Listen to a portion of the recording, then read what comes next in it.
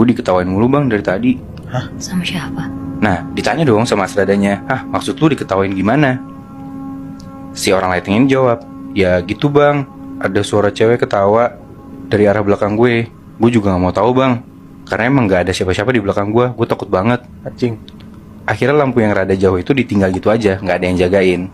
Si anak lighting ini ngedeket aja ke arah set, biar agak ramean gitu kan. Tapi sampai di tengah-tengah lagi take, lampu yang jauh itu yang gak ada yang ngejagain itu, tiba-tiba lampunya ini intensitasnya makin terang. Terus tiba-tiba bohlamnya pecah gitu aja. Tiba-tiba sih. Dari situ kondisi tuh makin gak enak. Terus kayak kru tuh pada gak tenang ya. Semua tuh ngerasa kayak anjir ini horor banget. Dan kayak semua orang tuh pengen cepet-cepet aja gitu selesai syutingnya. Iya. Sepanjang syuting tuh juga sering banget kayak suara-suara aneh masuk, suara orang ngobrol bisik-bisik, padahal gak ada yang lagi ngomong gitu.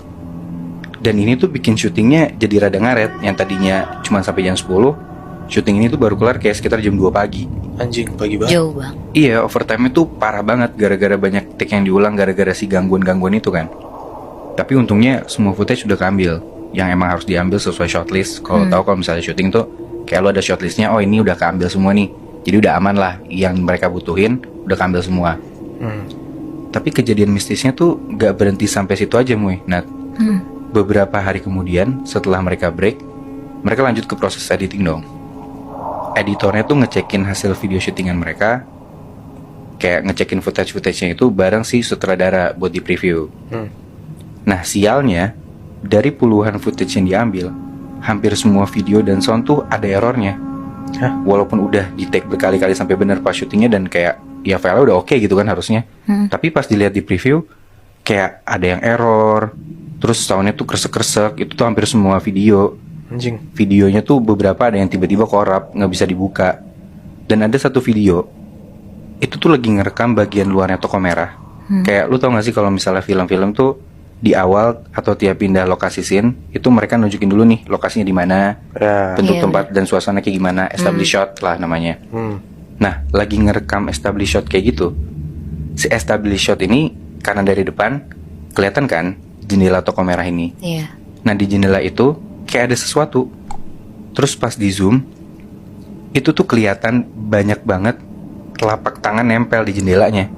Bekas telapak tangan apa telapaknya? Telapak tangan manusia gitu Nat. Beneran kelihatan telapak tangan, bukan bekas tangan ya. Kayak telapak tangan muncul. Dan itu bener-bener banyak, kayak lebih dari 10 tangan. Itu berarti dari dalam ya? dalam gedung ya? Dari dalam gunung ya. Gak mungkin kan kayak, ya pasti kalau misal lu syuting, orang-orang dari dalam gak mungkin bercanda kayak gitu kan. Iya. Dan udah dipastiin juga kru-kru gak ada yang bercanda kayak gitu loh. Dan gak cuma itu doang. Biasanya bahkan yang lo ambil buat establish shot itu tuh kayak cuma beberapa detik kan. Karena kayak yang tadi gue bilang, kayak cuma buat nunjukin suasana doang. Tapi di footage ini tuh sampai 15 menitan. Terus si editornya nanya, Mas ini kenapa kok establish shot doang lama banget footage-nya? Sutradaranya bilang, wah ini camper gue nih kayaknya lupa matiin kamera. Ya udah tuh dari situ mereka preview footage-nya, dicepetin dari yang awal kayak cuma berapa detik udah cukup, dan yang kayak yang bagian tangan-tangan tadi ya udah bisa diedit lah walaupun susah gitu kan. Dan mereka cepetin tuh kayak sampai ke menit ke-5 mereka mau lihat si anak kamera ini ngambil shot apaan sih gitu kan. Sampai di menit ke-5 itu tiba-tiba frame ini nunjukin kameranya tuh udah bukan ngevideoin dari depan toko merah lagi, tapi tiba-tiba kameranya ini udah di dalam toko merah, terus lagi ngevideoin sebuah pintu yang ada di dalam gedung ini. Kok bisa Bi? Gue juga nggak tahu.